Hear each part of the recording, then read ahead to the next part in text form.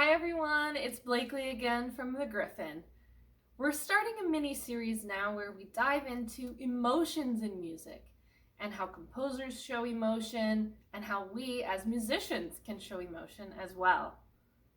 Today we're going to go over one of my favorite emotions, happiness. So if you remember from videos before, a composer can choose the key that they compose in, such as a major key or a minor key. Let's listen to a minor sound and we'll listen to a major sound. And I want you to see if you can tell which one sounds happier.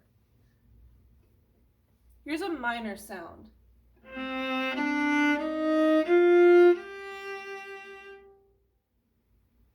And now I'm going to play a major sound.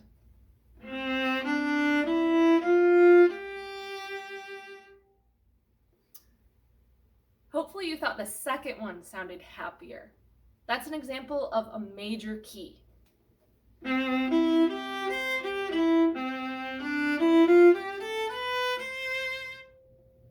So the first step as a composer would be to choose a major key if the composer wanted to show a happy feeling. The next thing they would have to decide would be the tempo. If you remember way back, Ryan told us all about tempos and how we use Italian words to describe them. So depending on what kind of happiness, we might want to use a medium tempo, maybe moderato, or we could use a fast tempo like allegro. I'm going to play a song for you called Lightly Row.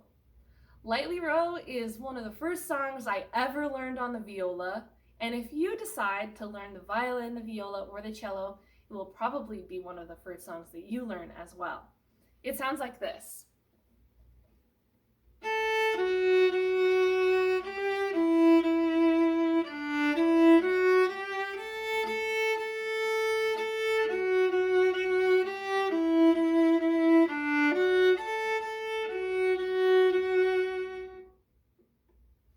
All right, so this song has a happy feeling because the composer chooses a major key and kind of a moderato tempo, or an in-between tempo, not too fast and not too slow. Now, as a performer, I can decide to change how happy or what kind of happiness is shown through this piece. So what I'm going to do is go for kind of an excited happy feeling. So this might be the kind of happiness that you feel on your birthday, or right before you go over to a friend's house, or on the first day of summer.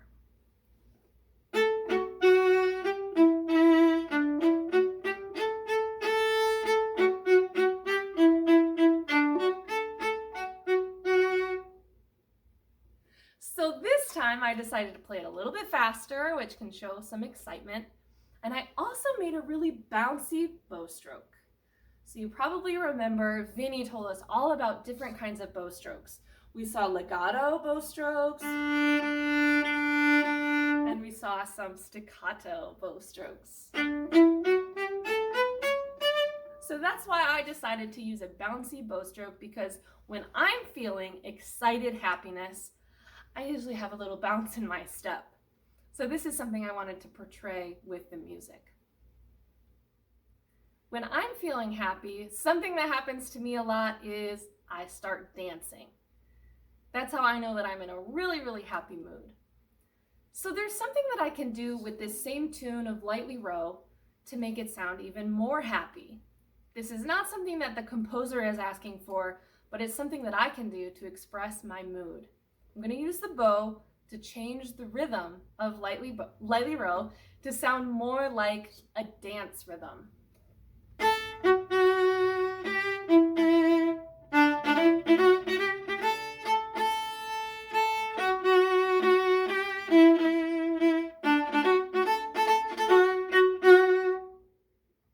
So this one had a different feeling for sure, but we're still in this happy category. Next time that you hear from us, you'll get to explore another emotion, sadness or maybe anger, on one of the other instruments. So I hope that you can see today that we're combining all of these things that we've learned about all year long.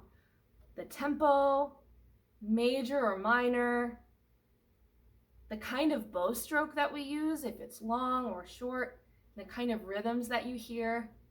And we do all of these things to express our own emotions. One more way that you can see musicians express their emotions is with their facial expressions. When I'm playing my viola, I am so happy because I love my instrument so much and I love making music with my friends. So next time you're at a concert, I hope that you watch the performers' faces to see if you can detect what emotion they're feeling while they're playing. We'll see you next time. The Griffon String Quartet is in residence with Midsummer's Music in Door County, Wisconsin. For more information about our upcoming events, visit midsummersmusic.com.